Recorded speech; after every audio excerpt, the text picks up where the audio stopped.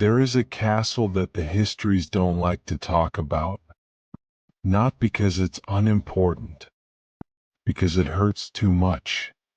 Summerhall, a pleasure castle, a summer retreat, the place where Targaryen kings went to rest, to breathe, to exist outside of war and politics, and the weight of the Iron Throne. And one night in 259 AC, it burned, not just burned, screamed. The fire that took Summerhall was not an accident.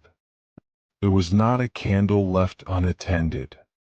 It was not a kitchen mishap. Something was attempted that night. Something desperate. Something that killed a king. Killed the greatest knight who ever lived. And scarred the Targaryen line so deeply that the wound never fully healed. And from those ashes, on that same night, a child was born. His name was Rhaegar. And the world was never the same. To understand Summerhall, you have to understand the man who caused it. Aegon V.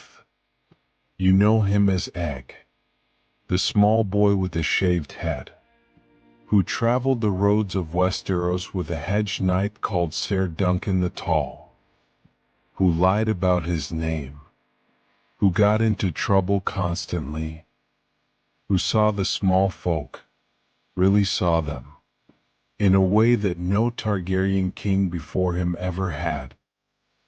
That boy became king. And here is what nobody tells you about Egg becoming king. It broke something in him. Not immediately, not obviously, but slowly, over decades. The boy who had walked among common people, who had understood what the realm actually needed, found himself completely unable to give it to them, because he had no dragons. Think about what that means for a Targaryen king.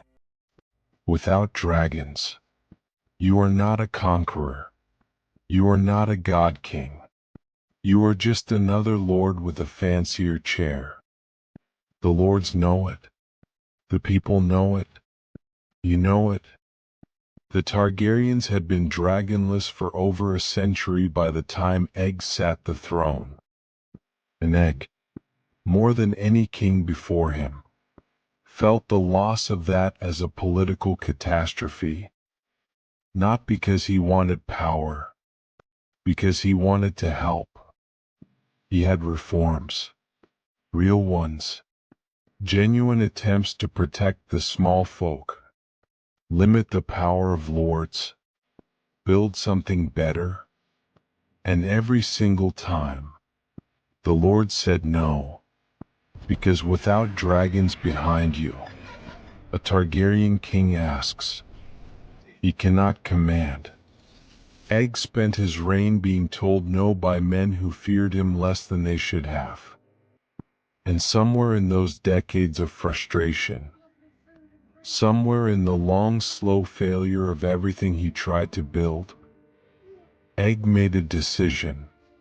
He was going to bring the dragons back. We don't know everything that happened at Summerhall. The full account was sealed. The maesters who survived wouldn't speak of it. The castle itself was left as ruins, unreoccupied, abandoned, a scar on the landscape that the Targaryens couldn't bring themselves to tear down or rebuild. But we know enough. We know Egg had dragon eggs. Old ones. Clutches that had never hatched. That had hardened to stone over generations. We know he had studied the old ways. The old rituals. The things Valyria knew about waking dragons from stone. We know he gathered people he trusted at Summerhall that night. Family. Friends. And we know Ser Duncan the Tall was there. Duck.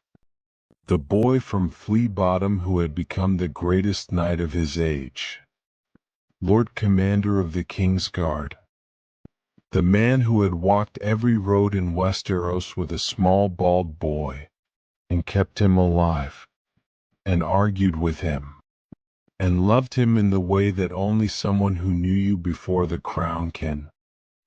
Dunk was there, and Dunk died there.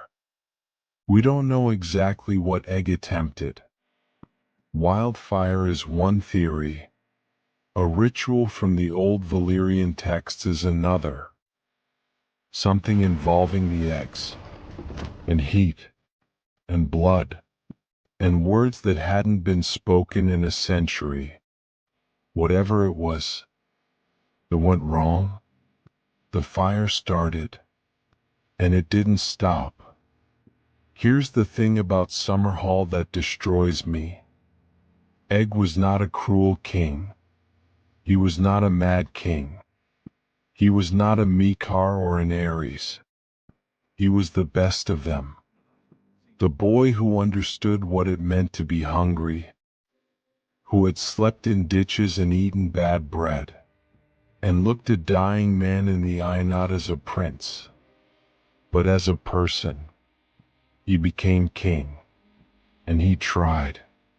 He tried for decades, and when trying wasn't enough, when the system defeated him over and over, he made one last desperate bet.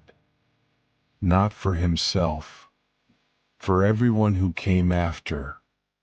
If he could bring back dragons, if he could hand his heirs the one thing that made Targaryen rule mean something, then maybe the reforms would stick. Maybe the lords would listen. Maybe everything he'd failed to build in his lifetime could still be built. He died for that bet. And so did Dunk, the knight who had protected him since childhood, who had hid a prince in a trial of 7 to defend his honor, who had carried him on his shoulders when he was tired, who had called him Egg, just Egg, when everyone else said your grace. Gone, in the fire, together.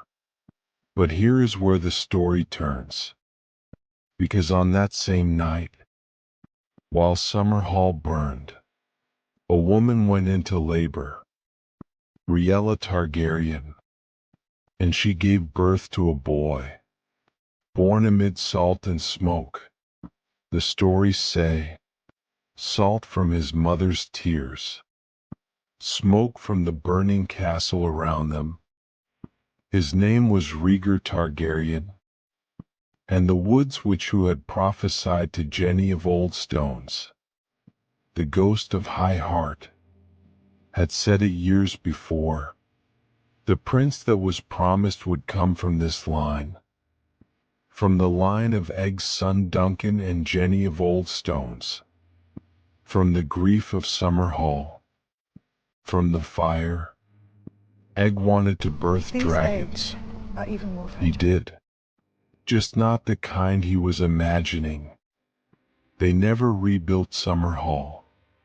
It stands today, in the world of these stories, as a ruin, a place the Targaryens visit when they want to feel something they can't name. Rhaegar loved it there. He used to go alone, to walk the ruins, to play his harp in the ash and the silence. He was born there, in grief, in fire, in the death of the best man his family ever produced. And he knew it. Maybe that's why he was always so sad. Maybe that's why the prophecy consumed him the way it consumed no one else. Because he was made of it. The last thing Egg ever did. This desperate, loving, catastrophic act produced the very thing the prophecy required.